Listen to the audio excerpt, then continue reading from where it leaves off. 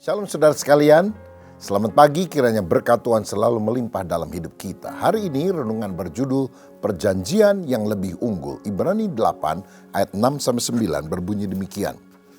Tetapi sekarang ia telah mendapat suatu pelayanan yang jauh lebih agung karena ia menjadi pengantara dari perjanjian yang lebih mulia, yang didasarkan atas janji yang lebih tinggi. Sebab sekiranya perjanjian yang pertama itu tidak bercacat, tidak akan dicari lagi tempat untuk yang kedua.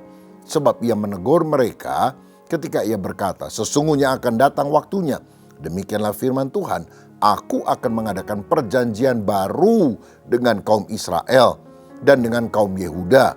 Bukan seperti perjanjian yang telah kuadakan dengan nenek moyang mereka pada waktu aku memegang tangan mereka untuk membawa mereka keluar dari tanah Mesir. Sebab mereka tidak setia kepada perjanjianku dan aku menolak mereka. Demikianlah firman Tuhan. Amin. Nah, kita melihat bahwa pelayanan Yesus jauh lebih agung dibandingkan dengan para imam Lewi.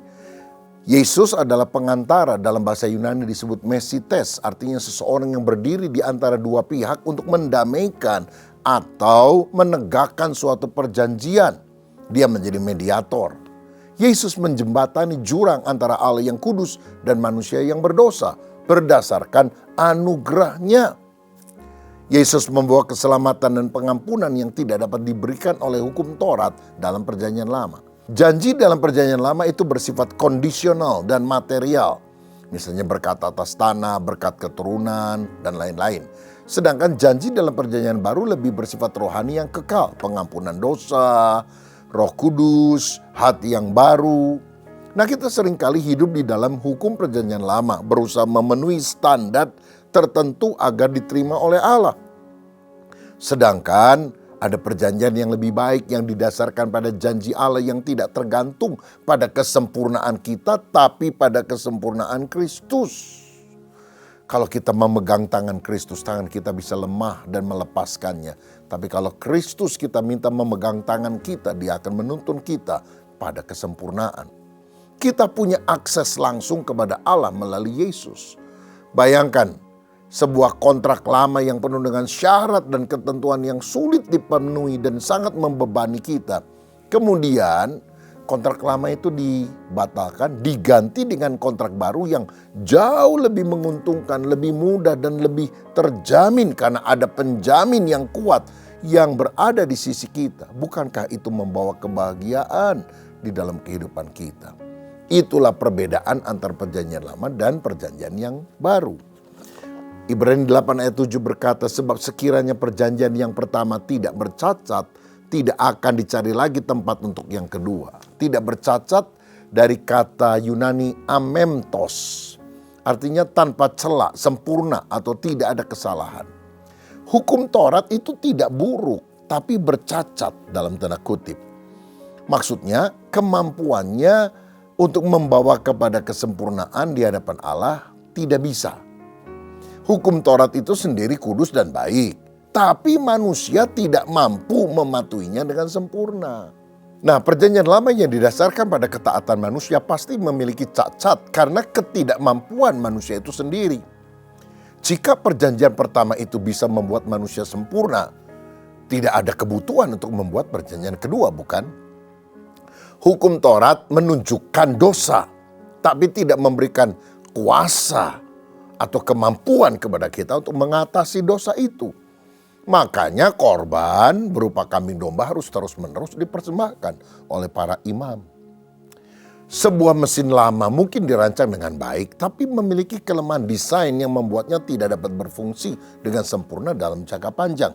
Oleh karena itu diperlukan desain mesin baru yang lebih baik untuk mengatasi kelemahan tersebut. Ibrani 8 ayat 8 mencatat, sebab ia menegur mereka ketika ia berkata, sesungguhnya akan datang waktunya, demikianlah firman Tuhan, aku akan mengadakan perjanjian baru dengan kaum Israel dan dengan kaum Yehuda. Ayat ini sebetulnya mengutip nubuatan Yeremia 31 ayat 31-34 yang menjadi dasar perjanjian baru. Ia menegur, memtomai dalam bahasa Yunani, artinya menemukan kesalahan, mengkritik atau mencela. Allah sendiri yang menemukan kesalahan pada perjanjian lama, bukan karena kesalahan pada diri Allah, tapi pada ketidakmampuan manusia untuk mematuhinya. Kutipan ini berasal dari Allah yang tidak menyalahkan hukumnya, tetapi Dia menyalahkan umatnya karena ketidaksetiaan mereka. Nubuat Yeremia ini adalah bukti bahwa Allah sendiri telah merencanakan perjanjian baru sejak waktu yang lama. Allah tidak terkejut karena kegagalan manusia. Dia sudah tahu bahwa kita tidak akan bisa memenuhi tuntutan perjanjian lama. Karena itu Dia menyediakan perjanjian baru yang didasarkan pada anugerahnya, bukan pada perbuatan baik kita. Ini memberikan kita pengharapan besar. Seperti seorang guru yang melihat murid-muridnya terus-menerus gagal dalam ujian dengan metode pengajaran lama. Kemudian dia memutuskan memperkenalkan metode pengajaran yang sama sekali baru, yang ternyata lebih efektif. Begitu juga yang dilakukan oleh Yesus. Kalau ada di antara kita yang selama ini menyadari kita seringkali jatuh di dalam dosa dan kesalahan, dan kita mencoba dengan kekuatan diri memperbaiki tapi tidak mampu, mari kita datang kepada tahta kasih karunia dan berkata, aku membutuhkan anugerah-Mu. Aku membutuhkan kemampuan untuk mentaati Engkau bukan karena kekuatanku, tapi karena aku menyadari Engkau begitu mengasihi aku, sehingga aku tidak mau lagi melukai hati-Mu. Saya percaya anugerah Allah cukup besar untuk membawa kita keluar dari perbuatan dosa. Haleluya.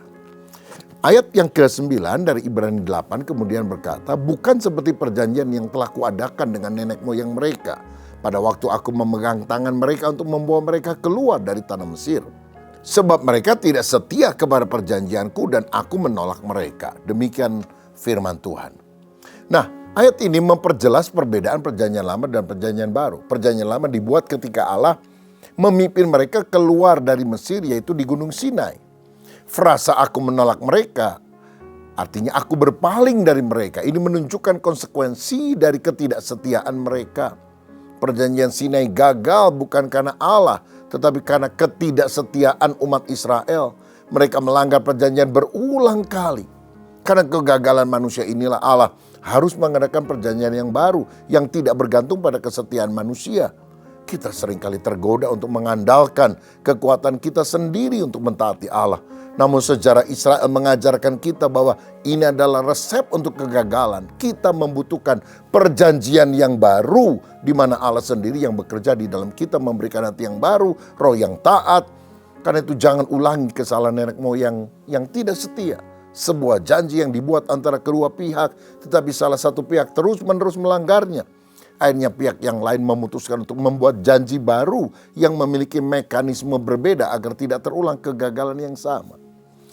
Jadi dari Ibrani 8 ayat 6-9, kita melihat dengan jelas mengapa perjanjian baru lebih unggul daripada perjanjian lama. Yesus adalah pengantara dari perjanjian yang lebih baik yang didasarkan pada janji-janji yang lebih mulia. Perjanjian lama terbukti bercacat karena kegagalan manusia untuk mematuhinya, sehingga Allah sendiri telah menubuatkan dan mengadakan perjanjian yang sama sekali baru, yang tidak seperti yang lama.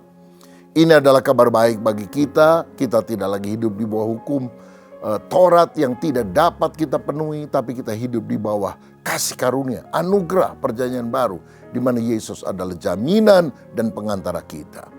Ini berarti kita yang pertama memiliki pelayanan yang lebih agung. Yesus imam besar kita melakukan pelayanan yang sempurna bagi kita. Kedua, perjanjian yang lebih baik. Perjanjian yang didasarkan pada janji Allah yang pasti, bukan pada kinerja kita yang tidak stabil. Dan yang ketiga, keselamatan yang terjamin. Karena Allah yang sendiri yang memulai dan menegakkan perjanjian ini. Oh, puji Tuhan untuk janji Allah yang tidak lagi bergantung pada kemampuan diri, tapi karena karya Kristus di atas kayu salib. Agama menyadarkan bahwa kita tidak bisa melakukan semua dengan kekuatan diri. Tapi Injil menyadarkan Kristus telah menggenapi semuanya. Dan kalau kita percaya, kita disempurnakan. Saya berharap kita semua menjadi orang yang sungguh melekat kepada Kristus, yang telah menjamin keselamatan kita dengan pasti.